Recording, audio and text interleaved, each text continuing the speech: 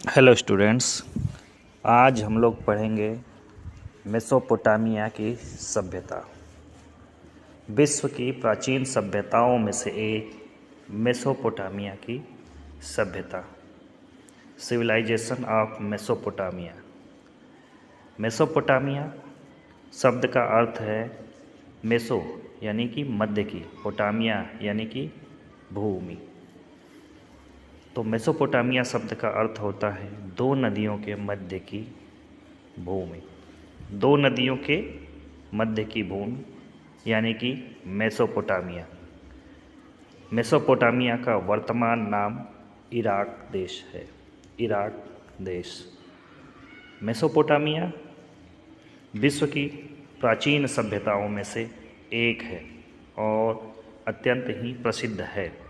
विश्व की प्राचीन सभ्यताएं, एक बार हम इन्हें देख लेते हैं मानचित्र पे, इनके नाम पढ़ लेते हैं। जैसे कि सिंधु नदी की सभ्यता या हड़प्पा सभ्यता जो कि भारत पाकिस्तान में फैली। वांगहो नदी की सभ्यता या चीन की सभ्यता जो चीन में फैली। चीन की प्रसिद्ध दीवार प्राचीन चीनी सभ्यता की देन है।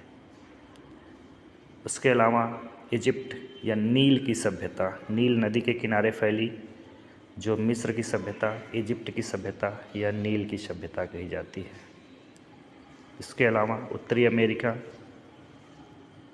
में माया और एज़टेक सभ्यता, दक्षिण अमेरिका में इंका सभ्यता, एथेंस में और रोमन सभ्यता, ये विश्व की प्राचीन सभ्यताएं हैं।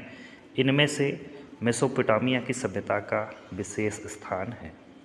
मेसोपोटामिया में मुख्यतः बेबीलोन या बेबीलोनिया, असीरिया, हितैती, मितानी आदि कई साम्राज्य हुए।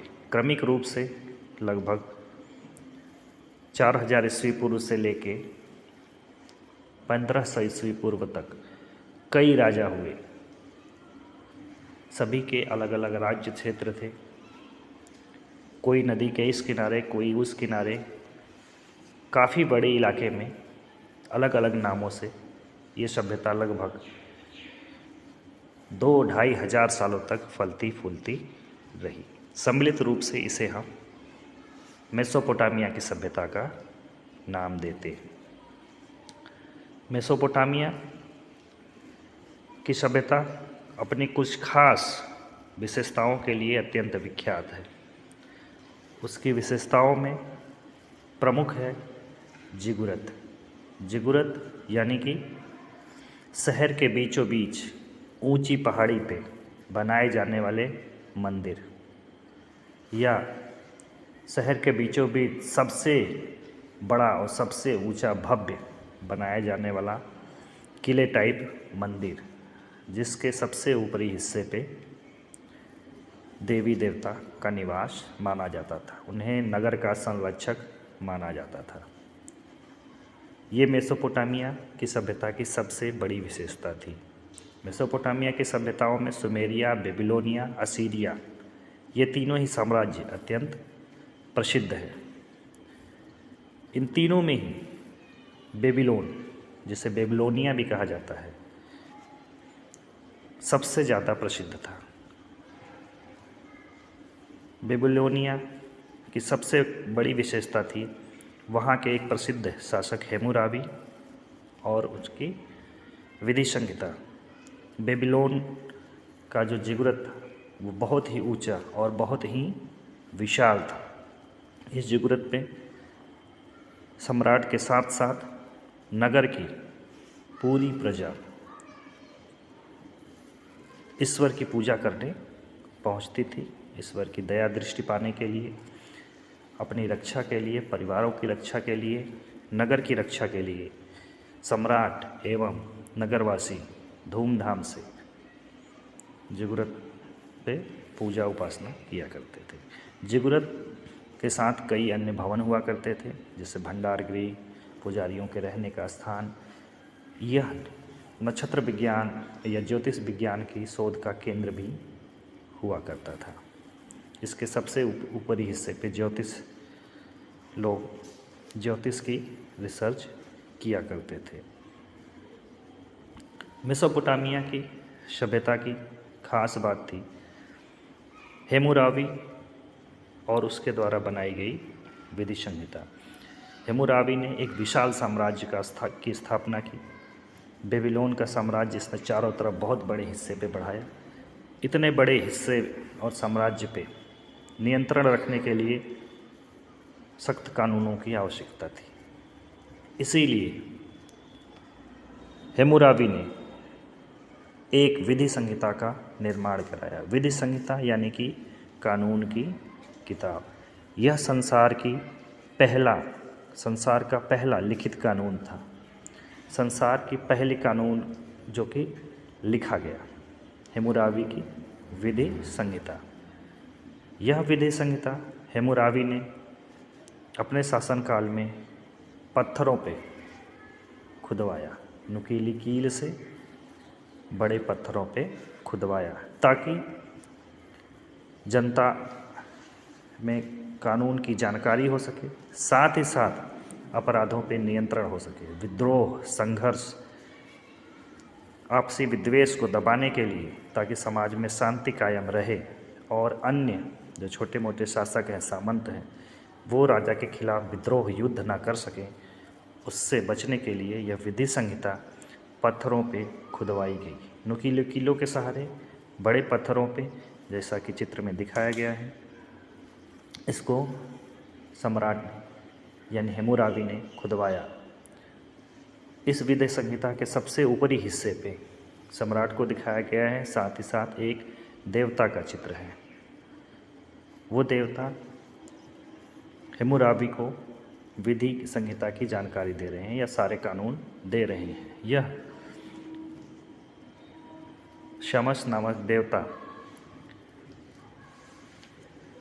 हेमुराबी को सारे कानून दे रहे हैं। यह ऐसा इस नाते बनाया ताकि कोई भी व्यक्ति या कोई भी छोटा मोटा राजा इस विधि संहिता पे सवाल ना उठा सके। सभी यह माने कि यह ईश्वर प्रदत्त है, भगवान ने राजा को स्वयं दिया हुआ है, अतः इस पे बिना किसी विवाद के माना जाए।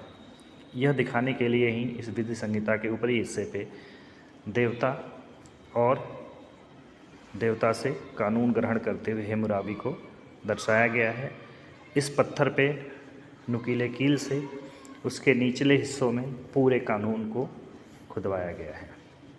उस समय दुनिया की जो लिखने की विधि थी वो थी कीलाक्षर विधि, कीलों से लिखी जाने वाली विधि। कीलों से अक्षर खोदे जाते थे, इसे कारण से इसे कीलाक्षर कहते थे।